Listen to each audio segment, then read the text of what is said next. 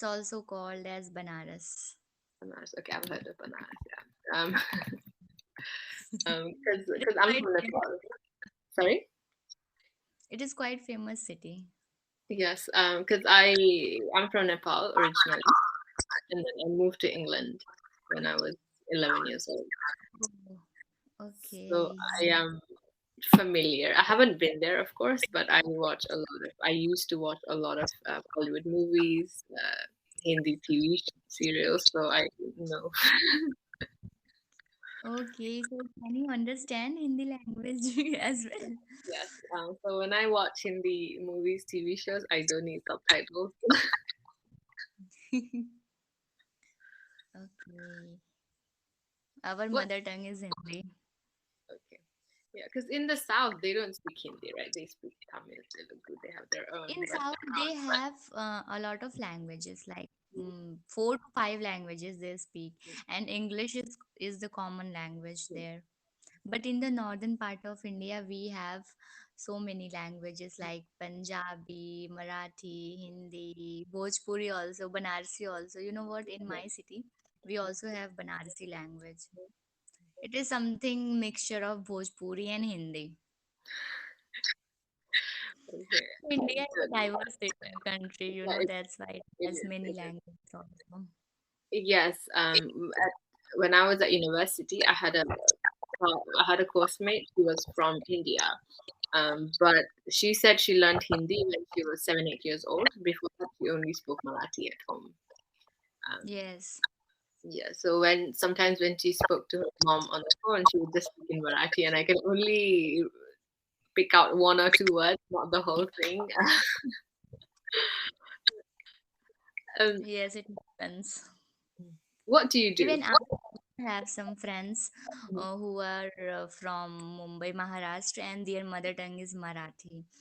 And some of them, they also belong from Punjab, so their mother tongue is Punjabi and like this.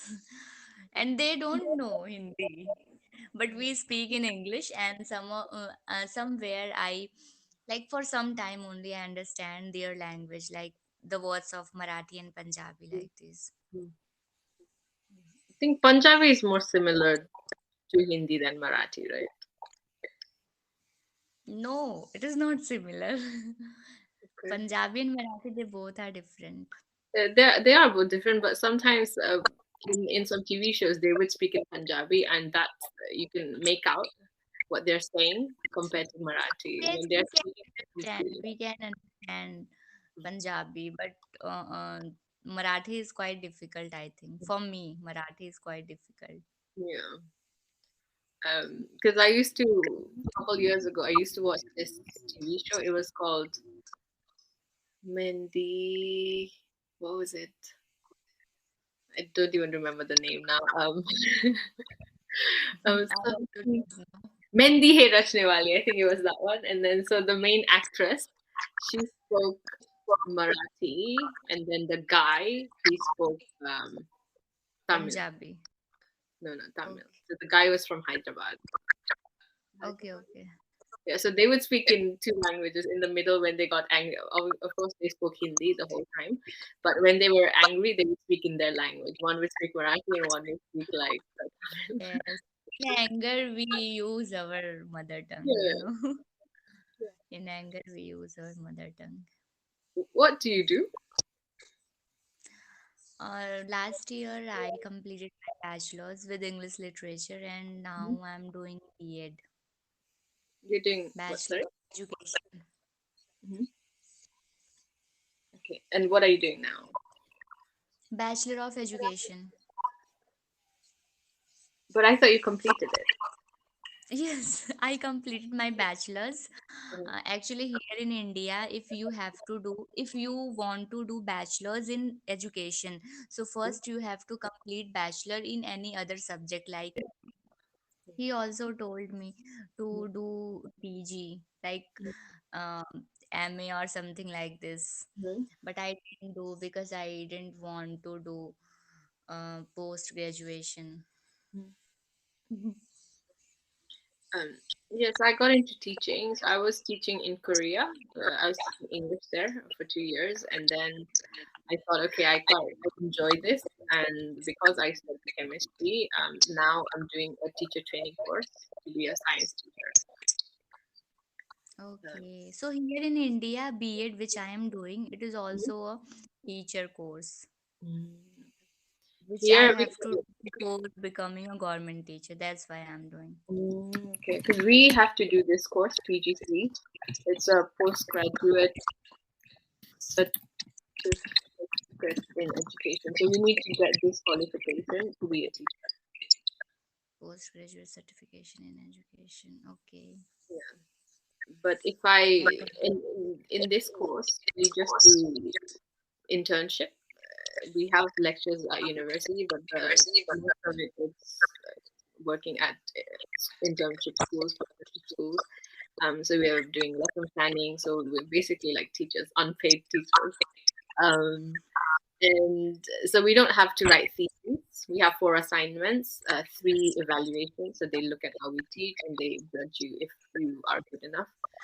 And then if we want a master's in education, we have to stay 1 more year, write a thesis, and then you get MED. And I already have a master's, so I thought, "Okay, that's unnecessary. I don't need it. It's okay." But yeah, I need to complete this to be a qualified teacher. Okay. So do you celebrate Christmas? Not in the Christmas sense, so not like they do here.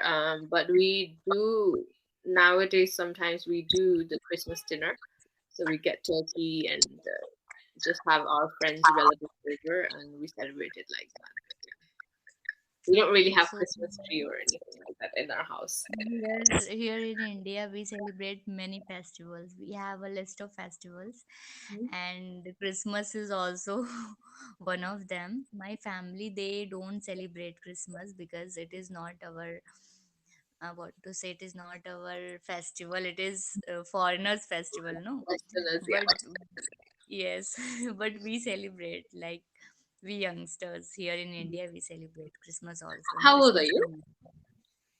I am 23 years old. Okay. Yesterday I spoke to an Indian student, and he was also from India. He was 23, and he asked me, he was like, "How old are you?" And I was like, 28. And he goes, "Are you married?" No. And he goes, "You're 28 and you're still not married." I was like, "What do you mean?" I was like, "Why do I need to marry because I'm 28?" He said, "No, in India, if you're 22, 23, you get married." I was like, "Okay, cool." Yes, here in India we have some age restriction, like for girls 23 and 24, but it's not for everyone. Only for some places like rural places, I can Mhm. say. Mhm.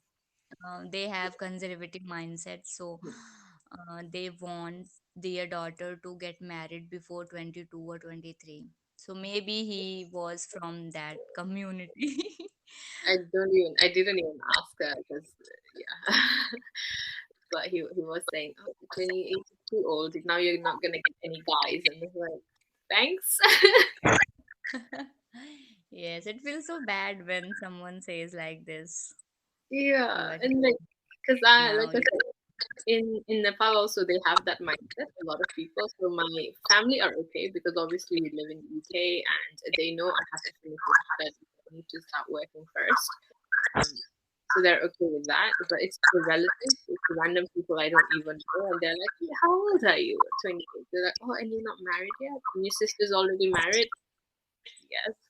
And because my sister is 26 years old and she's already married. She got married when she was 23. So everybody keeps saying, "Even your younger sister is married." some people also have that mentality that if a woman is more than 28 or 20, 30, then she will not have kids and she will have some problem while pregnancy and these things. So it is better for her to get married before 25 or 26. And if she is at 28 or 29, then she will not get a good guy for her, and she will only have old options like old age options, I can say. So The this old or mentality the is important. kids, Yes. widows. And you know what, this is also mentality that they become so excited for teenagers like 24 to 25 if they are getting married. So everyone will be so excited for them. But if a person who is above 30, and if they are getting married, so everyone will not be so excited for their wedding. It would be very boring for them. I don't know why, but it happens. What? That's but 30 here is not considered that old.